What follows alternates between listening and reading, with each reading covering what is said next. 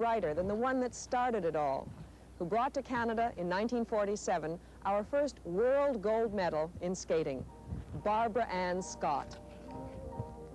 Barbara Ann, the 18-year-old from Ottawa, brought an air of romance to the world.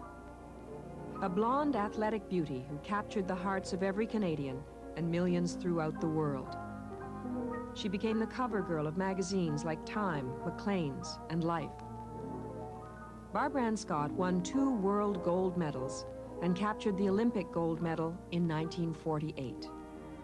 Now, it was 1947 when you won your first world championship, and you came back to North America, and the whole world had gone Barbara Ann Scott crazy.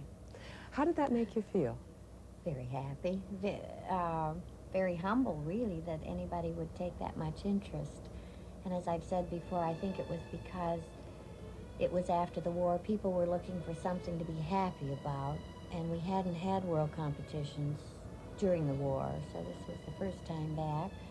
And for some reason, all the Canadian people were wonderful. They sent me good luck charms, letters, messages, and just, you sort of felt part of one great big family, so you tried harder. You didn't want to let them down. After you won the World Championship and the Olympics in 1948, you decided to turn professional. Was that a difficult decision?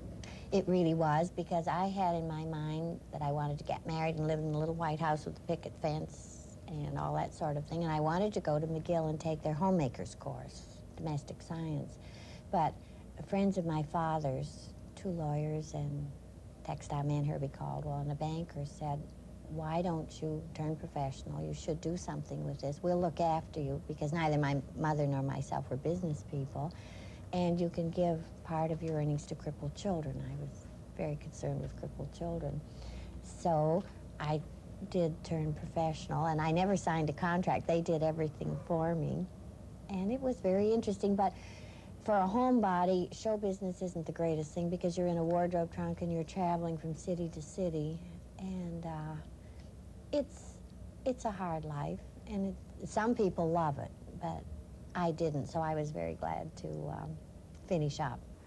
That Christmas, when you were 6 years old, and you asked for, I think, a horse and figure skates, did you really wear your skates in bed? I did, because I had a habit of getting bad colds and ear trouble when I was a very little girl.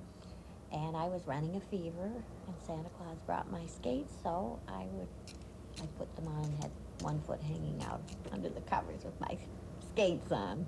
What made you so determined as a young person to spend that time doing the figures, doing the work that was required to be a figure skater? Well, to me it was fascinating. It was a challenge, and I wanted to do them very well. And I had a great advantage as a youngster to train next to Mary Rose Thacker, who was then Canadian champion, who had the most beautiful school figures. So I realized that it could be done, and I wanted to try to be as good or better than Mary Rose. So I just kept practicing, and I loved it. I truly love detail things like that, and it's fascinating. Much more fun than free skating, I think.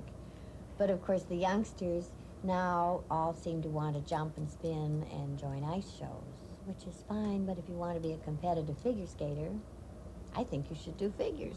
Tell me about your relationship with your coaches. You had 2 coaches in your career. You know, what does a coach do for a skater? Just about everything, because you depend on them. Now, some skaters argue with their coaches. I never felt that way. If somebody was teaching me, if they said black was green, fine, black was green, and we'd go from there. But I was very fortunate. Sheldon Galbraith came in 1947, just before we went to Europe, which was hard for both of us, really. But other than the first thing he said to me, it was, you look like a milk bottle. From there on, we got along fine.